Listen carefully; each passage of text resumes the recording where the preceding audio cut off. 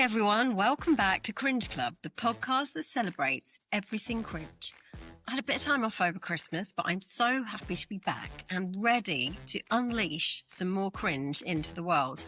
And what a brilliantly funny first guest we have to start with.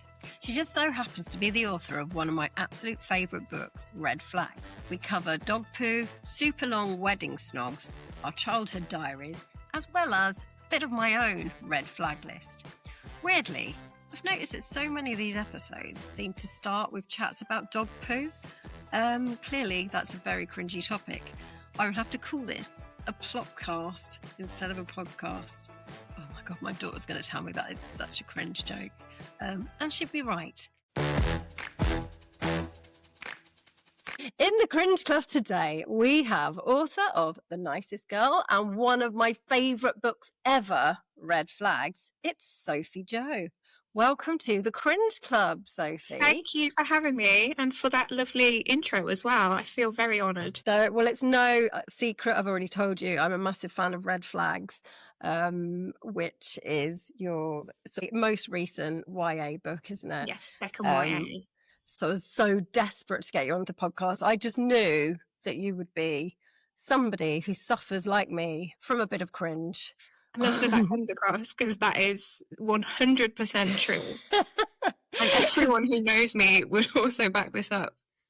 It's funny, isn't it? Because I don't really leave the house that much because I'm just writing at home, like probably yourself. So, but still, I managed to, have these daily cringes. So I know how important it is to get them off our chest. This is essentially, at this point, it's a support group exactly for those of us who require it, isn't it? And because I have a lot of authors in here, weirdly, a lot of us are massive cringes. So who knew? There's something in the water in the publishing world. But I find I use a lot of my cringy things in my books, actually. So maybe it's helpful in a way. I think so. And I think there's something about being able to take yourself back to a very specific time in your life for whatever reason when you're writing. But I think for cringe specifically, I think if you're somebody that can take yourself back and be like, I remember exactly how it felt. Yes. To feel that way or to have that experience, I think that is also great. And that goes for, like I say, lots of kind of writing scenarios. Yeah. I think if you can transport yourself back to a former version of you. Definitely. And I mean, I say that, but there's still these cringy things that take place on a daily basis. Yes, well, well. But for some reason, it feels more raw when you're a teenager. It's harder, isn't it? As we get older, we kind of learn to embrace it a bit more. But for anyone that hasn't read Red Flags, could you just sum it up for us? Yes, of course. So Red Flags is a young adult rom-com and it follows two teenagers called Poppy and Cam. If anyone has seen the film How to Lose a Guy in 10 Days, it's kind of adjacent to that, I would say, with a sprinkle of 10 Things I Hate About You, which are two teen films that I loved a lot as a teenager and still now. Yeah. And essentially, Poppy and Cam both have their own reasons for never being in long-term relationships. Poppy, because she has really high standards. She's a red flag spotter. And Cam, because he's renowned for getting the ick and basically running the hills at the first sign of trouble. So their friends set them a challenge that they have to date for 2 months without running away, essentially. I loved it. And even now, as a grown-up, I felt a bit of a kinship with Poppy, not just because we both had a crush on Wesley from Princess Bride. Yes. I think he was my first. Him and Bert from Mary Poppins were my first my first crushes. So, so I could relate to her in that way. But also, I also have a list because she has this dream man list, doesn't she? She does, Poppy. She's a very kind of stringent dream man list, and she's very strict. But mine isn't called a dream man list. I wrote this as grown up. That's the sad thing. But when I had a divorce, I was like, you know what? I'm not going to get caught out. If ever I date, I'm going to write myself a list. So one of them was actually the same of one of Poppy's. It was must smell nice, which is very, very important. Poppy didn't have this one. They must know how to load a dishwasher. and know what a dishwasher filter is. Now, she's obviously way too cool and young to have experienced life where you're sharing the dishwasher duties with another person. So, but I don't know why that one is top of my list, as if this is what I want in a man. I don't know how I'll be able to tell on the first date. I'll ask them to come in for a coffee and then just see how they put the mug away in the dishwasher and see. Tell me your thoughts on the Bosch. Yeah. I do think, though, I'm sure I don't think this was the inspiration for Poppy's list, but I'm sure that I've read an article at some point or seen a TikTok or whatever that said that having a list for a romantic partner is actually not a bad thing. And obviously Poppy at some points kind of broaches into that world of like maybe slightly shallow. She's looking for things that are not always very helpful to be looking for, like someone who looks a certain way or dresses a certain way.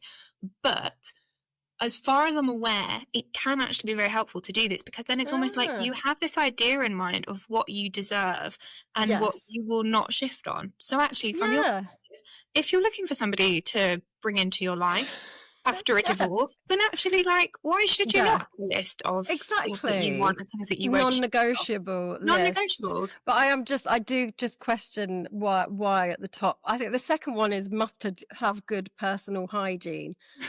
A lot of hand washing. Okay, well, obviously that's very important. I stand by that one. Yeah, I think you must stick with what works for you, and clearly these are very important things to you. So I say, steam ahead.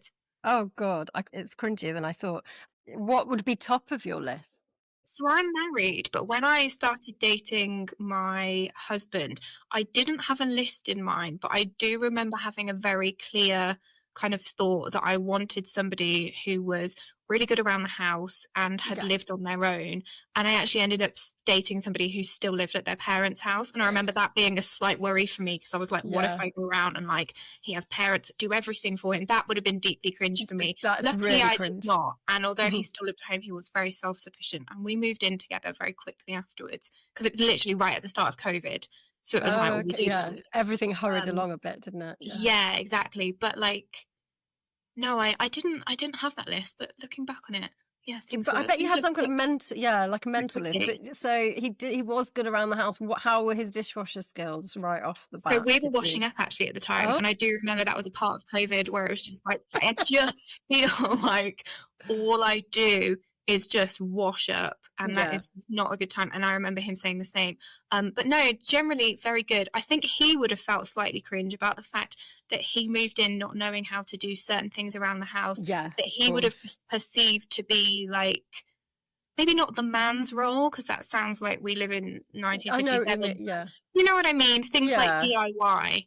I know that way back when he would have felt slightly cringed out that he couldn't just like wander into my flat and be like, I'll put up a shelf for you, darling. But now he can. So there's something very uncringy about learning, I will say. Yeah, I definitely think. And trying to better yourself like that, and not just think. And you can just watch YouTube videos now. That's how I learned to do most You can, and he adores a YouTube video. I'm more of a reader, as you know, to get to my information. I think because I read quite quickly, I'm like, I just need a blog about this. I would prefer a list, a bullet point, wouldn't you? I need that stuff, whereas he's a YouTube person.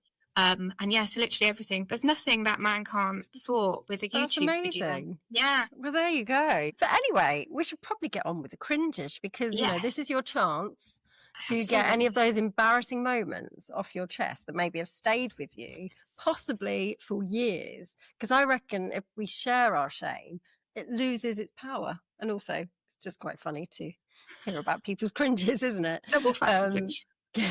So what would you say is one of your earliest memories of something that really made you feel embarrassed? Do you know, I and ahed over whether to share this, and then I thought, do you know what? I'm just going to do it, because that's what we're here for. And they're the best ones, the ones that make you think, should I go for it? My earliest really cringy memory is probably when I was about 5 or 6, I would say. And I was staying at my grandma and granddad's house for the weekend, and we had gone to the park together. I was very excited to go out, go on the swings and slides, etc. And I was wearing a pair of shorts. And I actually remember, like, this is obviously so clearly burned into my mind, because I remember what I was wearing. It was this, like, sort of salmon pink stripy pair of shorts. Nice. And as small children do, at some point during this park visit, I decided that I needed to go for a wee. We're in the middle of a park, there's nowhere to go. So you have to do the natural, like, pull your shorts down, try and squat, which for any girls and women listening to the podcast, it's really difficult to do. It's really hard not to get it on your shoes, not to get it. It's horrendous. Like, just boys think it's so much easier in that field. So I'm squatting with my granddad trying to do this, and the wee goes all down my shorts. That's not great. But my granddad's like, do you know what? Don't worry. We've got some spare leggings in the car. So you just pop on back with me. So I'm there kind of like huddling. I've got these like horrible sodden shorts. And I wander back over to the car with my granddad, where I pull my shorts down, decide that I'm going to put these purple Pocahontas leggings on in their place, pull them up before realising that, in fact, I have also trodden in dog poo, which has now gone all over my lovely spare Pocahontas leggings. And then, obviously, the spare were... They were gone. Ruin. You would have. Did you have to put the shorts back on? Because I presume your own wee is better than a dog's poo to wear. You know, it's interesting you say that, because I didn't. I remember feeling very defeated at that point, and just feeling like, well, I think we just need to go home. Yeah. And I think my granddad shared that point of view.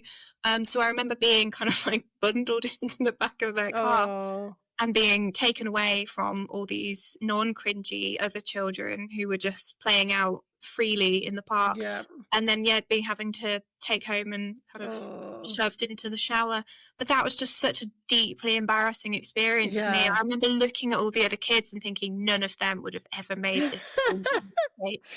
I don't know. I think they probably would have, because there did used to be a lot more dog poo around. Don't forget. Has that changed? Would you say that there's like a... I've got kids. I've done the park days with them. You get the odd one. But I remember falling in dog muck was a regular occurrence back when I was a child. That's so interesting. Just because there was like less laws about it or something. Literally, it was nearly on the estate where I lived. There was like a bit of grass outside. We'd all run around and play, and someone would always go down, and you'd go back into your house. You'd almost get told off because my mum would be like, "Oh, God, what have you done? Can't you be more careful?" Because they'd have to go and obviously put me in the bath, put the Dettol in. Like trampled it through the house. But now there's poo bins everywhere out there. That is true. There's more shame, I think, involved perhaps around letting your dog foul. People that let their dogs don't scoop their poop are named and shamed on my village Facebook page now. Yes, same as ours actually. Exactly. That's so true. And that's a good thing. That is one good thing about these modern times. That's so funny though. You've taught me something new. I think if I had been you, I would have been more embarrassed about the wee than the dog poo, because that was almost my own fault. I wasn't. I think it's because the dog poo, it was very smelly. I mean, as they are. But then also because I knew, I think there was also a little bit of additional shame for me, because I had a moment where I'd realised that I could take my trainers off in order to put these Pocahontas leggings on.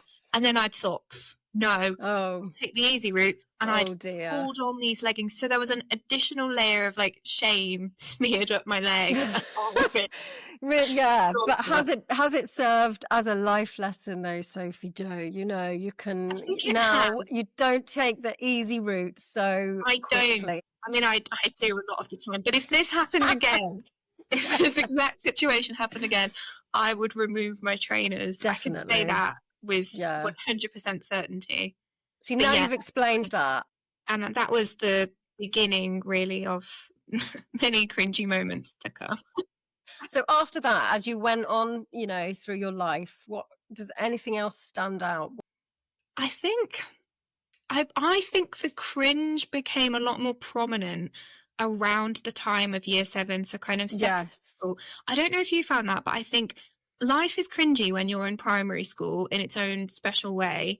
But I think as soon as you hit secondary school, the cringe just multiplies somehow. And I think whether that's actually accurate or whether it's that there are more people around, it feels, to kind of mock you for such cringe. Yeah, and it's a bit more brutal at high school, isn't it? Yeah. And also I think you're a bit more self-conscious.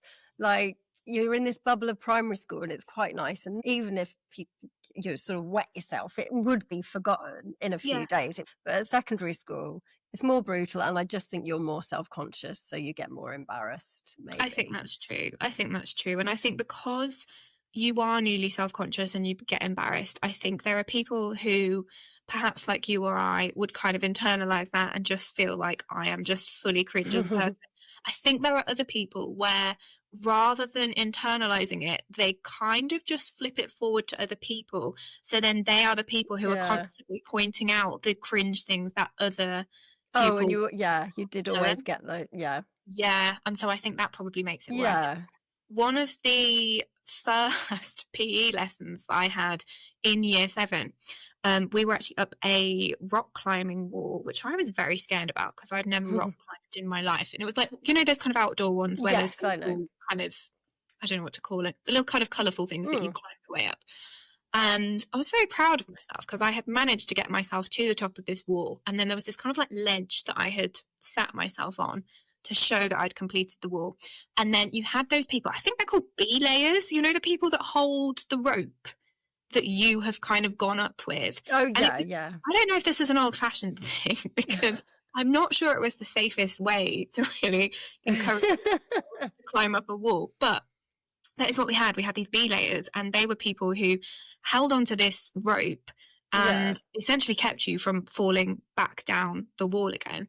And I remember what happened is that I was on this ledge at the top, and then one of the girls that was holding my rope, and a bee flew past her. Oh, no. And obviously that freaked her out. And she dropped the rope. She literally let go of this rope and ran. And I went down the wall, kind of slammed into the next little ledge down. Yeah. And then just had to sit there until these girls kind of got it together. But if bear in mind, like, I think at this point, or the way I remember it anyway, was that I was the only person at the top of that wall. So like, there's a whole class of 11-year-olds just like we've kind of got to blame the teachers here. Why are they trusting other children with such an important job? I know. I mean, come on. I did not like the girl who was my B-layer. I'll tell you that much. Well, you know, was there really a bee? That's what I'm thinking. Well, that's always what was in the back of my mind as well. I never saw it. It was never proved. So there's a whole other... I mean, that just sounds like an accident waiting to happen, that whole scenario. It really was a different time back then. It was a different time. I could have died. So were you okay, though? That's the main thing. I was thing. Okay. Like, I think I probably had a bit of a bruise or something. I eventually had to climb my way down. So yeah, like I was fine. I think probably it is one of those where, like, back then, like I say, maybe if that had happened in primary school, I feel like people would have been like, "Oh, so sad." Yeah. Oh, of course. Secondary school, it's like there's a flip, and I just remember people being very like, "Huh," about it. No, it's like, girl that fell on the ledge. Yeah. It's so stupid. But the thing is, you can't do anything right at secondary school, can you? Exactly. Anything's going to get commented on. I remember a boy who had a big pencil case. Everyone was just like, "Oh, pencil case!" Just literally, just because he had this big pencil case, they were just saying that, like having him for that. It's so random. I do remember. I don't know if this was the case when you were at school, but it sounds like it was. But like, I remember there were at least like 2 or 3 years that I was in secondary school where it was just considered really uncool to almost like be organised. So if you showed up with like the textbooks you needed and a full pencil case and all those sorts of things, people would be like, "This kid." And it was cooler to just have like one biro, like the bare minimum of I don't know, one biro that barely worked, that you bit in the end. It was like, I'm too cool. Even if that, you know, writing your own blood, you know, to make it extra cool. I don't carry a pen. But I know exactly what you mean. It is. I think it's the same thing as like not wanting to wear a coat when you're younger as well, because like you think minimalism. You don't want to be seen to be warm. You know, it's just ridiculous.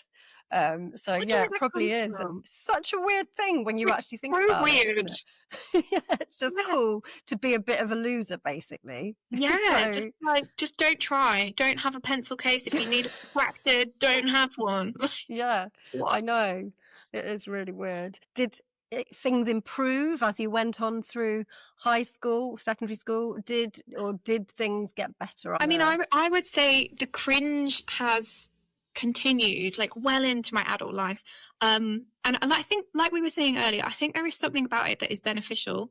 Yeah. I personally don't really trust people who don't have that element to them, because I just think, how do you not have these experiences in your day-to-day life? But I also think there are times where you kind of look back and you just shudder. Like, even on my wedding day, actually, I've got my husband's permission to share this story. Oh, okay. Brilliant. But on my wedding day, our wedding day, so me and my husband had kind of not rehearsed certain things for our wedding. We had obviously been very organised in terms of like what we needed to do. But there were things that we hadn't really practiced, like wedding dance, for example, you know, when you do a first dance. I didn't. I know there's lots one people, either. Yeah. Yeah, where it's like, you know, they'd kind of like, some people do a whole routine, don't they? Yeah, like you put together like a flash mob style dance, whatever, or just practice it. We hadn't done anything like that, and so as such we also had not practiced our first kiss, because you think, well, it's a kiss, it's fine. Yeah, I mean, I take it you kissed before, so right, yes, of course. So you kind of knew what. I didn't know people practice that first kiss, Sophie, do they? Are you sure? Where are you getting this information? Really? Okay. So that they know how long it's going to last for. So it's like, you lean in, I lean in, we do it for like 3 beats, and then I squeeze your hand or whatever. We did nothing like this. And I think basically because we're just not really that way inclined, and we both thought, well, we'll just cross that bridge when we come to it. How deep can it be? But on the day, they said, you may now kiss the bride, or whatever they say. And we leant in and we started kissing. And I think it was like, we almost didn't know how to break it off, because we both thought, if I break it off first, it looks really awkward. It looks like I'm pulling back. Yeah. So we both just kind of kept it going. And at the time, I do remember thinking like, oh, this is quite a long wedding kiss, but it's fine. It just shows how, like, I don't know, kooky and in love we are, and like not stuffy. But then my husband's uncle filmed it, put it on Facebook as like one of many videos he'd taken on the day. And it was only when we watched it back that we were like, oh my God. That's intense. That was a proper long. I don't know how long exactly, but we're talking like probably the best part of a minute. Wow. And actually, that's long when everyone sat there. Was it tongues, if you don't mind me asking? No tongues. It was just a really good smooch. So like, I don't regret it, and I didn't find it cringy at the time. It was just watching it back that we were both like, oh my, that's how quite is this cringe. ever going to end? Yeah, literally, I felt the cringe that I think other people would have felt while watching us. And then now when I think about it, it's like the whole day was magical, but when I think about that specific kiss, it brings a shudder to me. I can feel cringe just imagining myself in that audience. This is why people rehearse. I didn't realise. Yeah, neither did we, and we learnt the hard way. And then also we did have another cringy moment for our first dance. So there were many cringy elements of the day, but also it was a very special day. So I could take the cringe in my stride, I felt. Yeah, I think, is he a bit cringe as well? Yeah, we have a very safe space, cringy house, I would say, which works great for us. There's things I can say and do with my husband, I think, that I probably would not say and do in the presence of another human being, because I would just think that's so weird. But with him, I'm like, oh, it's fine. That is true love. So any more cringes at school, or have we moved on into adulthood cringes now? I can share some cringes, actually, because you mentioned in the letter that you sent over to me about Cringe Club, you mentioned about childhood diaries.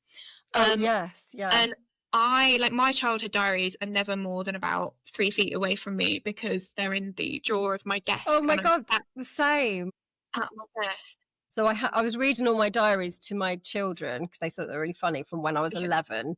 But when I got to 14, I had to. It was a different time in the 90s, Sophie. There was snogging going on. So I put this one aside, and I told them I would read it to them at a later date. So well, that's fine, because it's almost like you can give them the diaries of Emily Jane in installments. So yes, this is what I've said. So yeah, like that.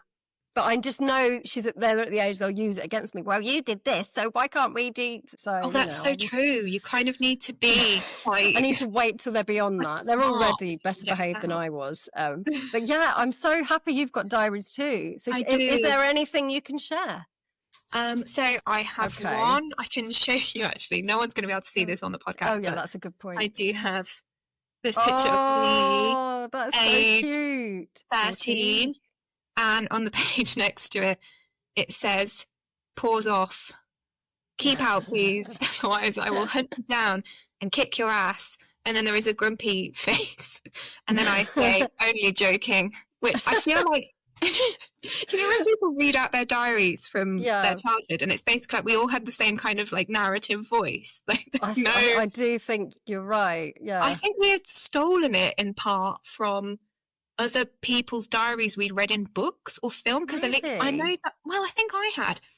I remember feeling I wanted to be from Harriet the Spy. I wanted to be Harriet the Spy. I wanted to be Mia Thermopolis from the Princess Diaries. So there was definitely certain things I think I would take from them. But yeah, it's just whenever I hear anybody read back old diaries, and it's just we all sound exactly the same. I think they do. It's my diaries. It was a time where we were all into like the Fresh Prince and stuff like that. Yes, so I called my diary Fresh D, like Fresh Diary. And it's very Americanized. It's like, yo, this diary is for cool dudes only. I think we almost wrote them in a way in case anyone's reading it. Like, I don't know, we're talking in this stupid American voice, like making little jokes to any future readers. Yeah. It's crazy. You try and kind of talk about things as if somebody was reading it somehow. Or you would have that thing about like, if you pick this up, stay away, pause off. And then like, I don't think anyone would have found it, except perhaps my mom while she was changing my bed, and she would have just sweetly put it back. So Exactly. So I wish now I'd had the foresight to write little messages to my future children who were actually reading it. From like the actual authentic space. I have whole days where it's like a day in the life of Emily Jane Clark. It's massively cringe. And was it a day in the life, as in like, did you manage to summarize your day, or was it one of those like the ones that I did where it's kind of you talk about maybe 2 things from the morning and then you're like, I'm bored now, bye. Yeah, there's loads of pages like that. Some days I kept it up. Some I totally made stuff up. I talked like as if I was already a famous actor is what I wanted to be. Like, you were an unreliable narrator, even at a young age. Exactly. So I mean, I've got that first one that I showed you, I think I was like 13, and then I got 2 more. I found an entry which just really made me laugh. I used to go to a kind of like a youth club at the local church called Extreme, and like it wasn't particularly extreme, but I enjoyed it as much as like a 12-year-old could, or however old I was. And this just made me laugh so much because we were talking earlier about kind of magazines and stuff from the 90s and noughties, and I found a diary entry where I've put, "Guess who came to Extreme tonight? Yep, redacted." The name of the boy that I liked at the time. And then I put, "I still didn't talk to him, but I smiled a lot at him whilst talking to other people because I read in Cosmo Girl that doing that makes you seem popular and happy. I sure hope it worked, but I'll see what he says in maths on Tuesday." That is so cute. I love that. I know. Like, I was just trying valiantly to overcome like crippling shyness. Yeah. I was there reading these Cosmo Girl magazines, trying to look for advice. Well, yeah, and Just 17, everything. That's where we got most of our advice from. I mean, I used to read Smash Hits. I don't know if you remember that, because it had the lyrics of the song. So that didn't have so many tips. But even then, sometimes there would be stuff shared from pop stars, like tips on dating and things like that. So, and if you look back on it, like, that's kind of weird.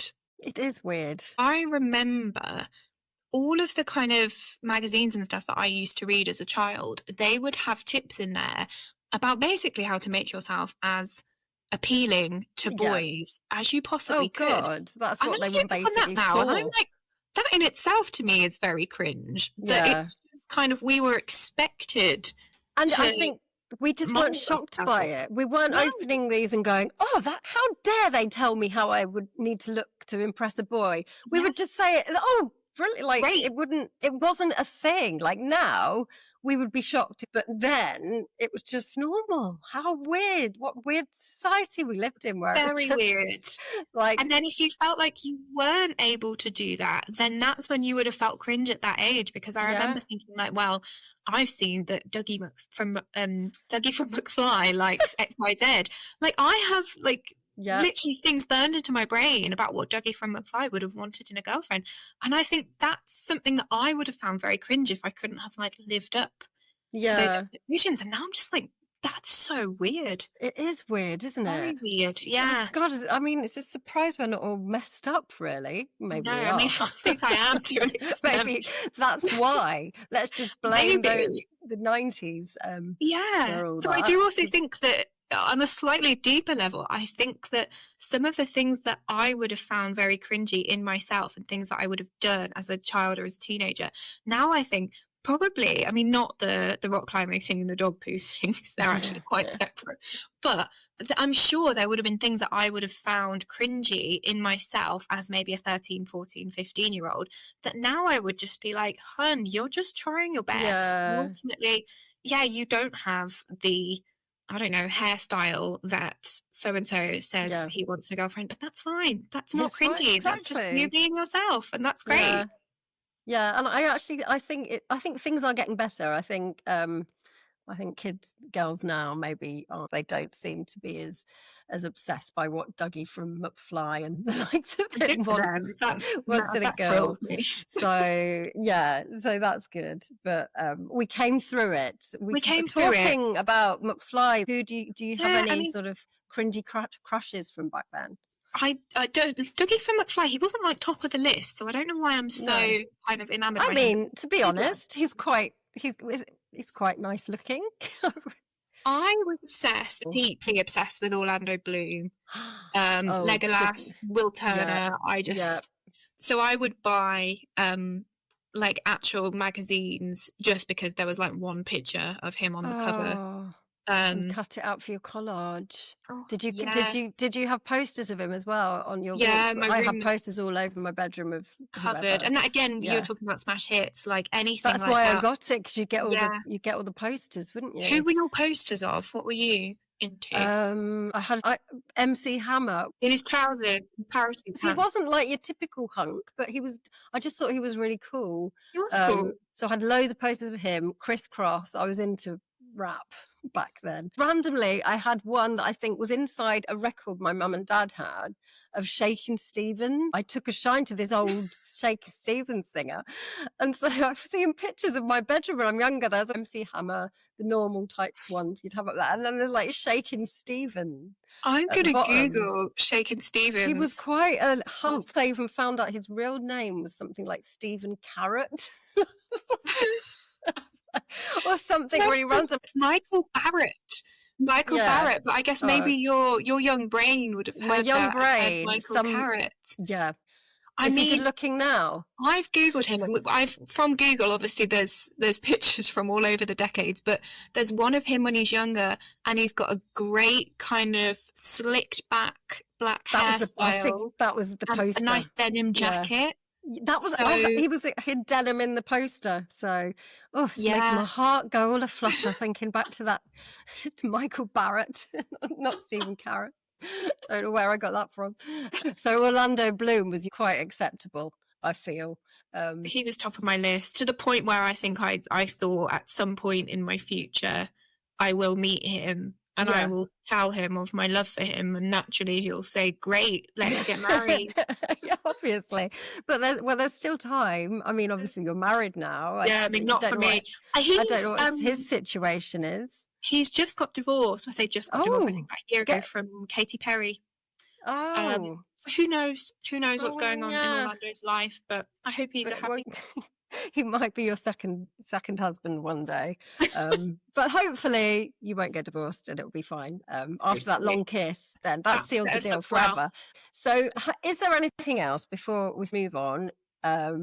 Anything else you want to get off your chest? Any cringe that you feel you need to unleash? No, I feel like I feel quite unleashed it all. Actually. Yeah. Do you? Yeah, I feel purged. I've got That's good. Got some cringe out of my system.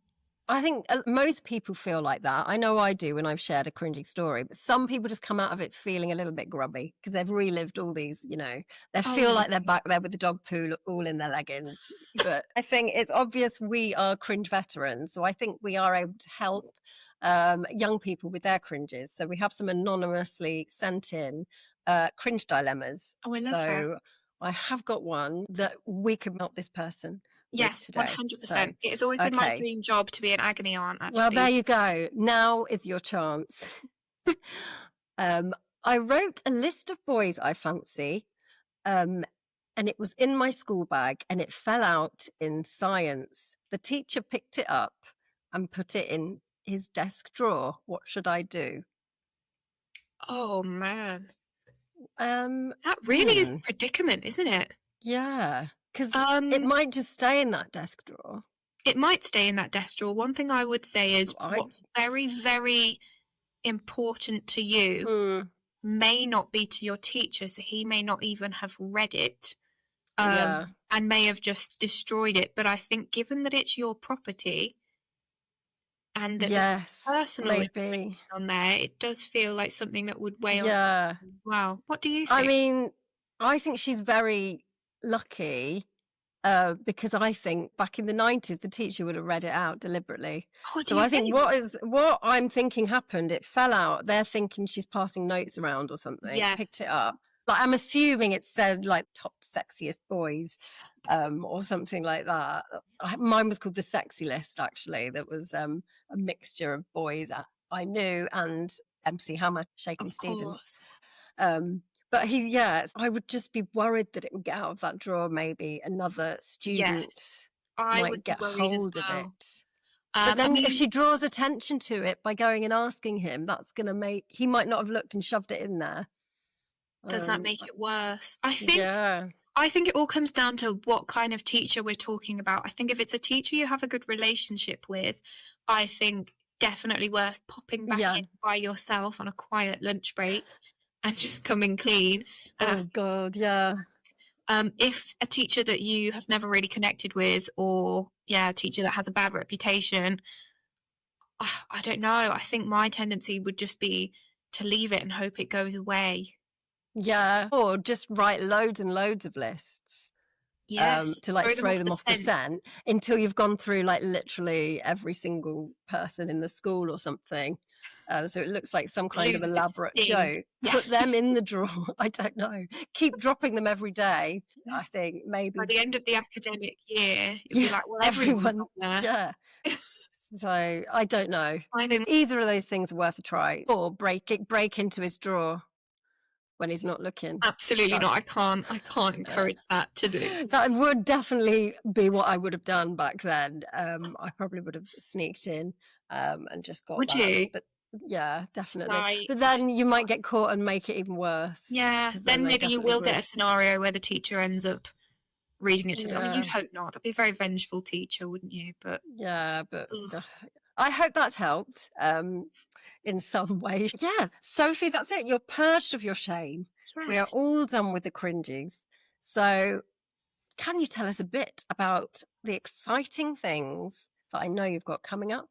I can. So my third YA book and my second YA rom-com specifically is coming out in February. So it's going to be published with Scholastic UK and it is called Heartbreak Era. So for any, I personally, I feel awful admitting this, I'm not a huge Taylor Swift fan, but this book obviously has a Taylor Swift adjacent title. So there are some little sort of Swiftie references along the way. Oh, brilliant. Deliberately. But this is a book about a girl called Harley. She's 17 and she has been with her boyfriend Freddie I say she's 17, she's 18 and she's been with her boyfriend Freddie for 4 years. So they are already in like a deeply kind of committed relationship despite being so young until Freddie breaks up with her at the top of a Ferris wheel on their 4-year anniversary.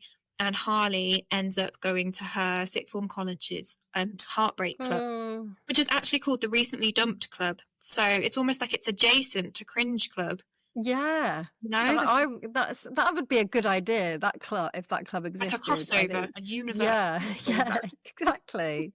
That sounds right up my street, that Yeah, book. me I too. can't wait. So that's for the upcoming YA, and it's basically about everything that Harley does when she is trying to get over Freddie and kind of come back to her own life.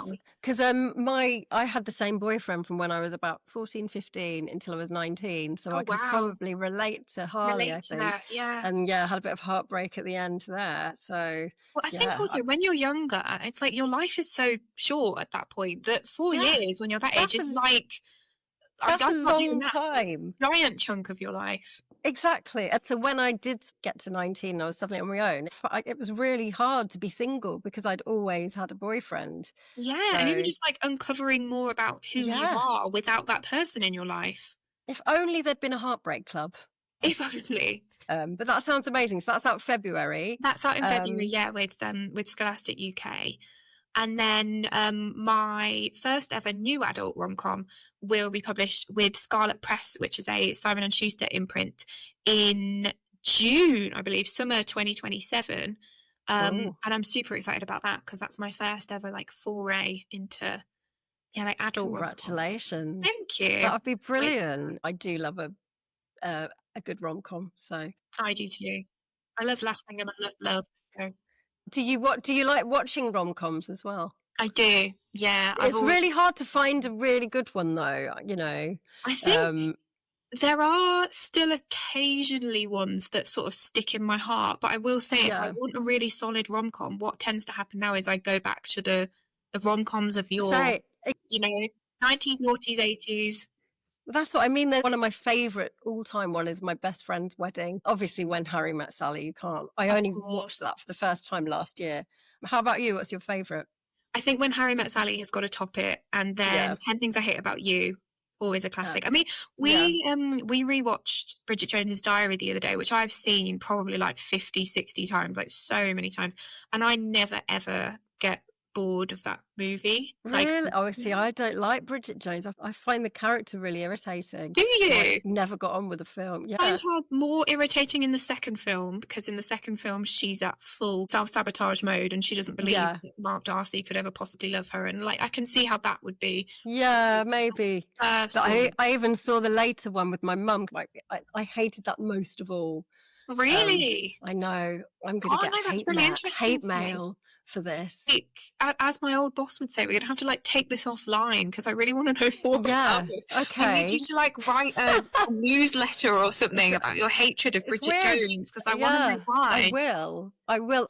So I better let you go. But thank you so much for coming in, and I really look forward to your new book. Thank you so much. Thanks again to Sophie Jo for joining me in the Cringe Club today. Don't forget to check out her amazing book, Red Flags, and pre-order Heartbreak Era, which is out on February the 12th and looks brilliant. But for more cringe, you could check out my book, Cringe Club, which is a new series for tweens written entirely in group chat. A few notes apps in there. Some brilliant pictures from Watto. And the second one is actually out on the 29th of January. So please pre-order it up because they're lots of fun.